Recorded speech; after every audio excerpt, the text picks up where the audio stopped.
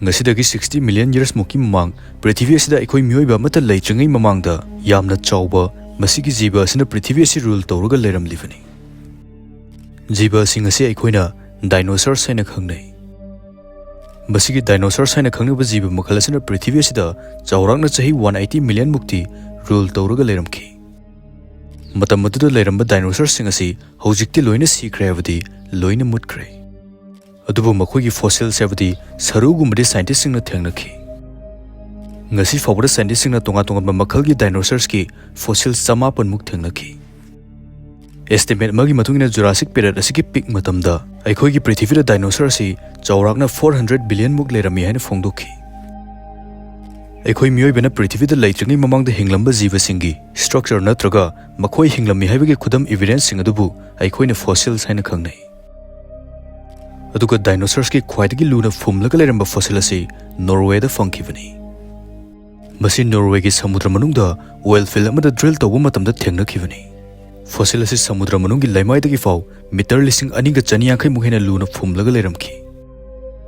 Masi chahi lising kya lainung sida phumlaga leirakpa oibana jiba si masaga asengba saktam amadi safety loina kairaga leiramki.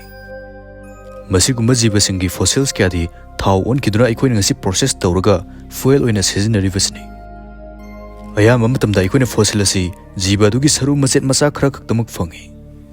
Adubu karigumba kandasu yamna tangna jiba dugi shape kaidaba saru sarang phangbasu yauki.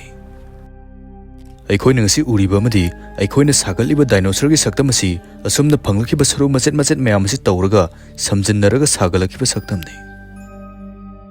Saru machet singadu samjinnaraga makhoi gi footprint singadu kupna nainaraga jiba si masak kamaina tawi chatpagi mawang amadi chabagi mawang kamaina tawi haibna chingba si aikoina semgat sagatgani. Ngasi fawda aikoina dinosaur gi original condition da leiramba fossils amata thengnakhidri. Adubu phanglamgadaba khajiktang dingaiki. 2011 gi matamda Sonfang ko bunupa amana Canada gi mine amada leibak kothoklamai. Masigi excavation asida Suncourse Millennium Mine hariba mafam asida feet chani muk hena luna tokthoklamai. Mafam asi Canada gi province Alberta hariba mafam asida leibani. Mafam adugi leibak asu yamna kanba oiramde aduna yamna line leibak adu kothoklamai. Adubu mafam amada atai mafam gi leibak ka manadaba khara kanba jaga ama thengnaraki. Ahanbada makhoina masi nungguma malame. Nung oiraboi khanduna khara kanna koluba matamda leibak adu kairakhi. Aduga maduda yamna top pattern ama yeklamba thengnaki. Madu ubada makhoi thabak tawramba sing adu loina lepnakhi aduga makhoina thengnariba posak adu loina yengduna leinakhi. Aduga mafam maduda posak asi yengnaba Royal Tyrrell Museum dagi Donald Henderson ko misak ama lakhi. Donald Henderson asi prehistoric fossil singi maramda thoidau hendongna khang heraba misak amani.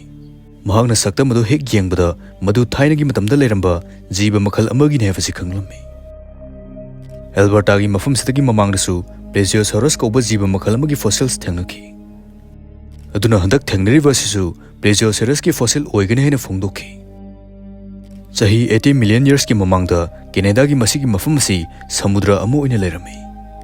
Aduna samudra aduda leiramba jiba Plesiosaurus asigi fossil asi mafam asida fanayam thengnaki. Aduga hojik fangiba fossil asisu madugi oigadra haibadu yengnanaba mafam chana hana lokthokpa mathau tarami. Adubu masigi thabak asisu araiba thabak amadi oiramde. Expert kya nektuna fossil asi fajana sokhandana lokthokpa gi thabak horami. Fossil gi matai gi saru ki leibakti loina lokthok ledubu leibak makhadagi lokthorakadaba khakta ngairamki. Asumna makoina hydrobasing technology sizinaduna fossil asi leibak makhadagi lokthorakhi. Aduga amung masi truck da hapkan aba torome. Makoina masi irai laina fossil asi kahendana hapkat pa yagani haina khalam edubu makoina hapkan aba honaba matamda fossil asi tangkhai takirame. Adubu kai kragasu fossil asi amata mangdana leiribani. Aduna akaiba masin adu fazana pek tawsilaga Royal Tyrrell Museum tamna purakhi. Matam masi fawda fossil asi gi maramda kananasu asengma khangma ngamdribani. Fossil asi chahi lising kya lainungda phumlaga leirakpana leibak sidagi lokthokpa haibasi yamna koina changlami amadi araiba thabak amasu oiramde. Asumna lepa leitana honarakpana chahi 5 gi matungda fossil asi mapung fana lokthokpa loikhi. लौथोकपा लोइरदुना मसेट मसेट अदु समजिनरगा येंगबा मतमदा लैरिबा मियाम अदु लोइना अंगकपा ओइनखि fossil असि एनकाइलोसॉरस हारिबा डायनोसॉरस मखल असिगे ओइरमखि मसिदा मियामना ngangnakhriबगी मरम असि fossil असिदा डायनोसॉरस की मसा असि फजना preserve तौरगा लेरमबासनि dinosaur असिगी उनसा फावबा अखोइना फजना उबा फंखि मसिगी fossil असिना पृथ्वीदा ख्वाइदगी मपुंग फाना फंखिबा डायनोसॉर की फॉसिलनि अखोइना ममांगदा फंखिबा डायनोसॉर की फॉसिल सिंग असिदी सरू मसेट मसेना अयाम बंगाक्तनि अदुगा मदु चही क्या चंगना समजिनरगा मपुंग फावा सक्तम अमा सागतपनि मसिगी डायनोसॉर असि रेडिश ब्राउन कलर की स्किन ओयमदी मसादा सेल्फ डिफेंस की दमक बॉडी आर्मर की मोंगदा अमसु यावरमखि अदुगा मसि चावराकना 3.5 टन मुंगलुम हाइना फोंदोखि फॉसिल असि मपुंग फाना लेबाक्तगी लौथोकलबा मतुंगदा पैलियोंटोलॉजिस्ट सिंगना अमुक डायनोसॉर असि स्टडी तौबा हौखि मखोइगिसु मसिना अहानबा मपुंग फाबा डायनोसॉर की फॉसिल अमदा स्टडी तौबनि अदुगा मसिगी फॉसिल असिगी डायनोसॉर असि ngasiदगी 110 मिलियन इयर्स की ममांगदा सीखिबा डायनोसॉर ओइरमखि अदुगा महागना सिरमदाइ मतम अदुदा महागसि करिगुम अमा चारमबगी खुदम फंखि मसिगी डायनोसॉर असि यामना तपना तपना चटपा पांबी चारगा हिंगबा डायनोसॉर अमनि